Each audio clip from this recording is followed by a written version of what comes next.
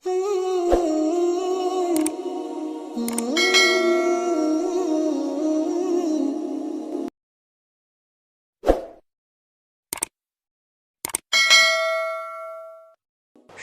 کا مبارک مہینہ ہے۔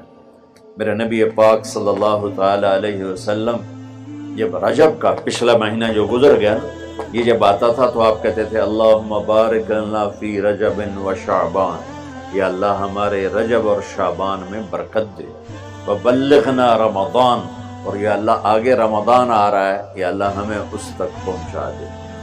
اور آپ شعبان میں سب سے زیادہ روزے رکھتے تھے، کبھی کبھی پورا مہینہ شعبان کے روزے آپ رکھتے تھے۔ اور 15 شعبان جو بہت مبارک رات ہے، اس میں آپ نے فرمایا اس کا قیام، رات کی تہجد اور دن کا روزہ، یہ اللہ تعالیٰ کی بارگاہ میں بہت محبوب ہے۔ رات کو اللہ سے مانگو تو دعائیں قبول ہیں، اور اس رات میں بھی اللہ تعالیٰ فرماتا ہے، میرے نبی نے فرمایا کہ میں سب کی بخشش کرتا ہوں جو اٹھے ہوتے ہیں، رو رہے ہوتے ہیں، 5 آدمیوں کے سوا، 5 انگلیاں۔ پہلا سنو، مشرک، دوسرا شاحن، دل میں بغض کینہ رکھنے والا، تیسرا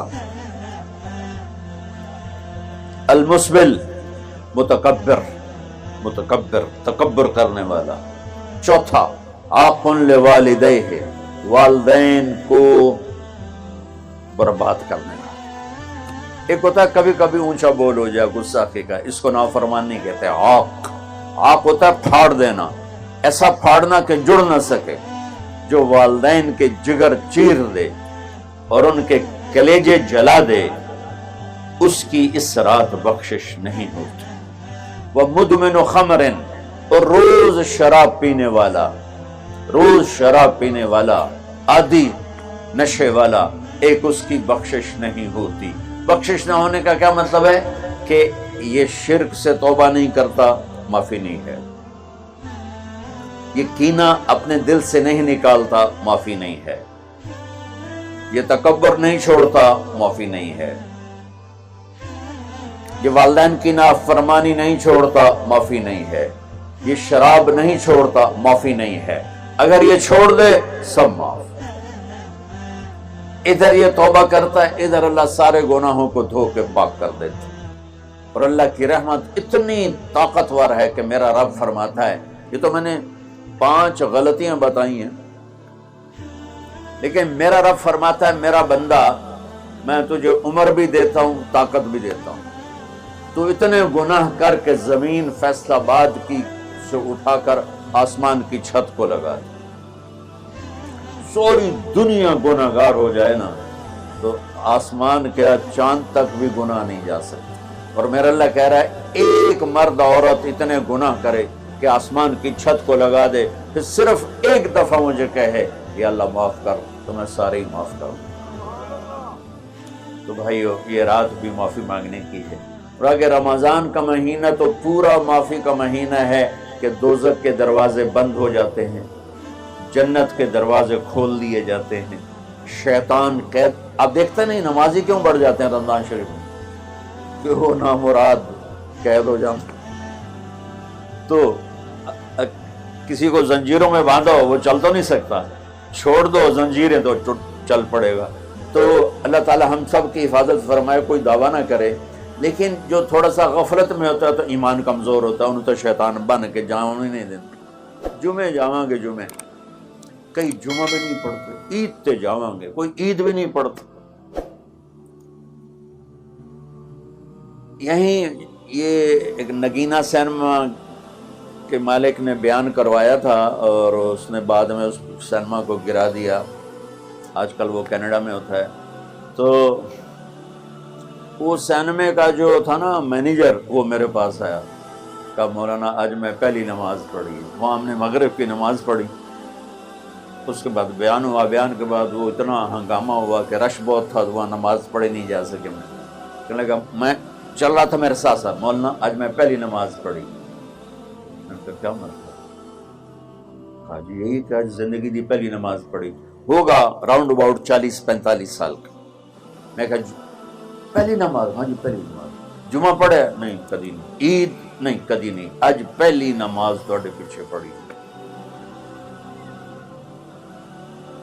شیطان جب قید ہوتا ہے تو زنجیریں کھل جاتی ہیں تو نمازی بڑھنا شروع ہو جاتا ہے. اس کے بعد جو گھٹتے ہیں نا تو شیطان کی وجہ سے نہیں، اپنی عادت اور سستی کی وجہ سے. پہلے 2-3 دن بڑا جوش ہوتا ہے، پھر اس کے بعد گھٹتے ادھے کو پھر نکل جاتے ہیں، ادھے رہ جاتے ہیں. تو تراویح میں پہلے پوری مسجد بھرے گی، پھر ایک صف جائے گی، پھر دوسری جائے گی، پھر تیسری جائے گی.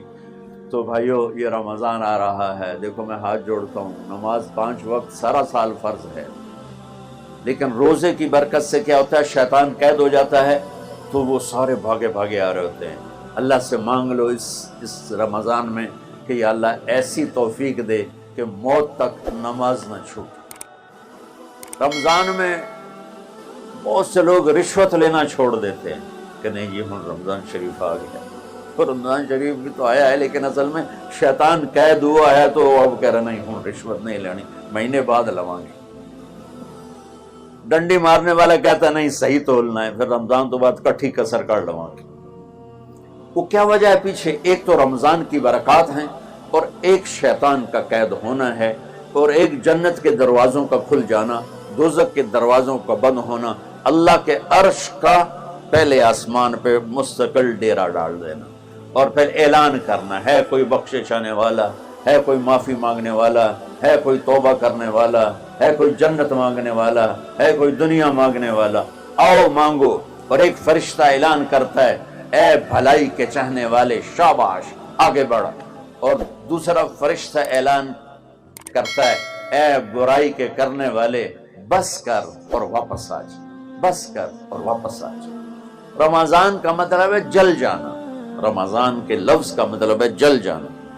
جلنے کا مطلب کیوں ہے اس میں کہ رمضان میں اللہ سارے گناہوں سے اپنے بندوں کو پاک کر دیتا ہے اور ان کے گناہوں کو جلا دیتا ہے، جس سے وہ پاک ہو کر جو سونا آگ میں جل کے خالص ہو کے باہر آتا ہے، روزہ رکھنے والا بھوک کی آگ میں جل کے خالص ہو کے باہر آ جاتا ہے، اللہ اس کے سارے گناہ معاف فرماتا ہے.